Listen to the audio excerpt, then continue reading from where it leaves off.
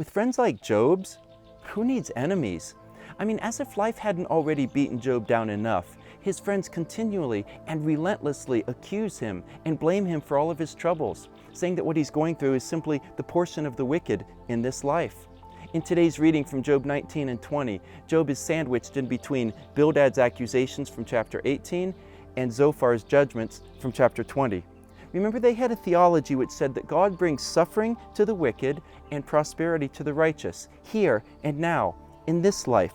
And so in their minds, you could tell whether or not a person was right with God just by looking at the circumstances of their lives. And well, that's a really convenient theology to have when you're rich and prosperous, and when everything's going well. It allows you to feel really good about yourself and to deceive yourself into believing that the reason your life is so good is because God's rewarding you for your righteousness and your faithfulness. And Zophar doesn't offer Job anything different from what his other friends have been saying. He spends all of chapter 20 bringing the same old accusations, the same old distorted theology. He says, beginning with verse 4, Job, don't you know that this is how God has done things since the beginning of time?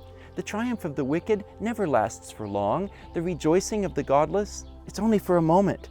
Verse 27, he says, all of heaven will reveal the iniquity of the wicked man. The whole earth will rise up against him, and the result of that will be that he loses all of his possessions.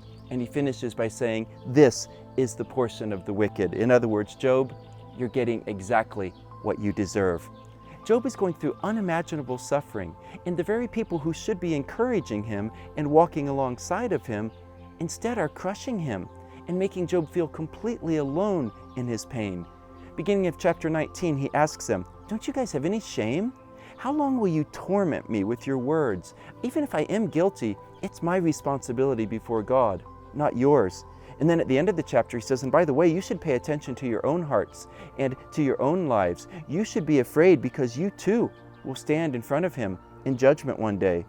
So Job's alone in his pain, and he wants to hear from the Lord. He says, God has surrounded me with darkness. He's broken me down in every way. He's treating me like I'm his enemy.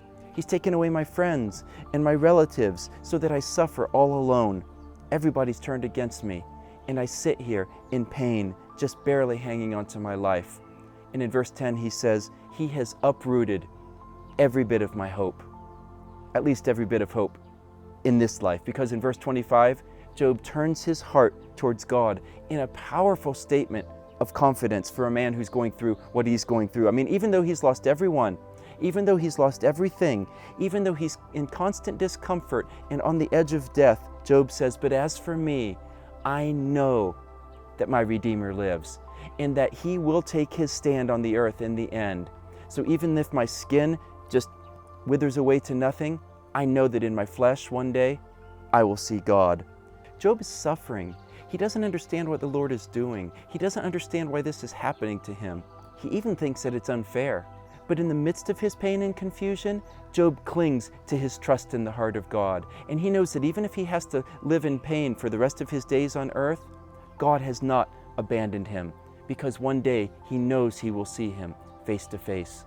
We can cling to that same hope, even when life is tough, even when life doesn't make sense. For those who are children of God through faith in Jesus Christ, we know for certain that one day we'll see our Savior face to face, and we will walk with him, and we will live in the joy of his presence forever.